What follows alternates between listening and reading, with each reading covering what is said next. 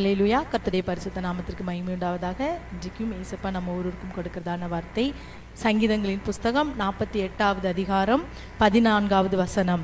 இந்த தேவன் என்றென்றைக்கும் உள்ள சதா காலங்களிலும் நம்முடைய தேவன், மரண பரியந்தம் நம்மை நடத்துவார். ஆமென். இந்த தேவன் நம்முடைய கர்த்தராகிய இயேசு கிறிஸ்து என்றென்றைக்கும் உள்ள சதா காலங்களிலும் அவர் நம்முடைய தேவனாய், உங்களுடைய தேவனாய், நம்மோடு கூட நம்மை நடத்தும்படி நம்மோடு இருக்கிற தேவனாய் இருக்கிறார். அவர் என்னுடைய தேவன் என்று சொல்லி நம்ம இயேசுப்பாவை பார்த்து சொல்லணும். சங்கீதக்காரனாகி தாவீது பாருங்க, அநேக இடத்தில் தேவன் என்னுடைய தேவன் என்னுடைய தேவன் என்று சொல்லி அவர் வைராக்கியம் பாராட்டி சொல்கிறார். அதே போல நாமும் கர்த்தராகிய இயேசு கிறிஸ்துவை பார்த்து, இயேசுப்பா நீர் என்னுடைய தேவன் என்று சொல்லும்போது அவரும் கூட நீ என்னுடைய பிள்ளை என்று சொல்லி என் நம்மீது வைராக்கியம் பாராட்டுகிறவராய் இருக்கிறார்.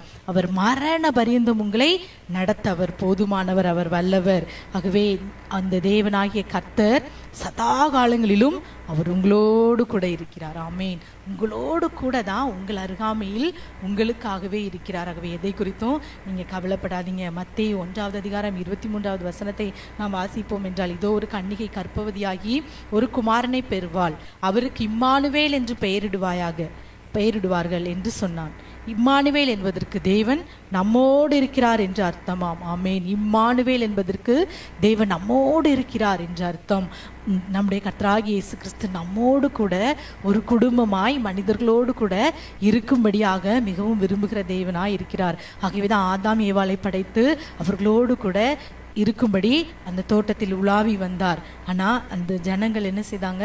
மனிதர்கள் பாவம் செய்ததினால் தெய்வ மகிமையற்றவர்களாய் தேவனை விட்டு தூரம் போனாங்க. கர்த்தர் சொல்றார் பாருங்க, இந்த ஜனத்தை எனக்கென்று ஏற்படுத்தினேன், இவர்கள் என் துதியை சொல்லி வருவார்கள் என்று. எனக்கென்று, அவருக்காகவே நாம் படைக்கப்பட்ட ஜனங்கள். அவரும் நம்மோடு கூட இருக்கும்படி நம்மோடு இருக்கிற தேவனாய், இம்மானுவேல் என்பதற்கு தேவன் நம்மோடு இருக்கிறார் என்று அர்த்தமாம். நம்மோடு இருக்கும்படியாகவே அவர் மிகவும் விரும்புகிற தேவனாய் இருக்கிறார். ஆனாலும் மனிதர்கள் பாவம் செய்ததினால் தேவ மகிமை இழந்தார்கள், தேவனை விட்டு தூரம் போனார்கள். ஆனாலும் விழுந்து போன தேவ தூதர்களுக்கு உதவியாக ஏசப்பா கை கொடாமல் ஆபிரகாமின் பிள்ளைகளாகிய நமக்கு உதவியாய் கை கொடுத்து, பிள்ளைகள் மாம்சத்தையும் இரத்தத்தையும் உடையவர்களாய் இருப்பது போல அவரும் இந்த நாளில் மாம்சத்தையும் இரத்தத்தையும் உடையவராய் நமக்காக வானாதி வானங்கள் கொள்ளாத தேவன் அந்த மகிமை எல்லாம் விட்டு நம்மோடு கூட உங்களோடு வாசம் பண்ணும்படி, உங்களை நடத்தும்படி இந்த பூ உலகத்தில் மனிதனாய் மாம்சத்தையும் இரத்தத்தையும் உடையவராய் நம்மை போல அவரும் இந்த உலகத்தில் பிறந்தார். ஆகவே அந்த அன்பு தெய்வம் நம்மோடு கூட இன்றும் பரிசுத்த ஆவியானவராய் உங்களோடு கூட இருக்கிறார். ஆகவே நீ தனியா இருக்க, எனக்கு இன்னும் யார் இல்லை அப்படின்னு சொல்லி நீங்க புலம்பாதீங்க. இப்படி புலம்ப வைப்பது பிசாசு தான். இன்னைக்கு அநேகருடைய வாயில் கிறிஸ்தவர்கள் தான் இயேசுவை ஏற்றுக்கொண்டவங்க தான், ஆனா நான் தனியா இருக்கேன் அப்படி சொல்லும்போது நாம் கர்த்தருடைய நாமத்தை தூசிக்கிறவர்களாய் காணப்படுகிறோம். கர்த்தர் நம்மோடு கூட உண்டு, அவர் உங்களோடு கூட உண்டு.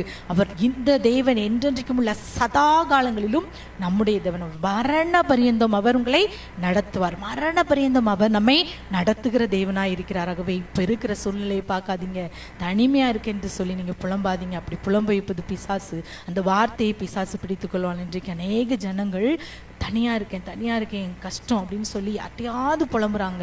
போனை போட்டு மணிக்கணக்கா யார்ட்டையாவது பேசிடலாமான்னு பேசுறாங்க. அப்படி பேசுறதுனால எந்த பிரயோஜனமும் இல்லை. ஏசப்பா சொல்றாங்க, உன் அந்தரங்கத்தில் இருக்கிற உன் பிதாவை நோக்கி கதவை பூட்டி நீ ஜெபிக்கும் போது அவர் வெளியரங்கமாய் உனக்கு பலனளிப்பார் என்று.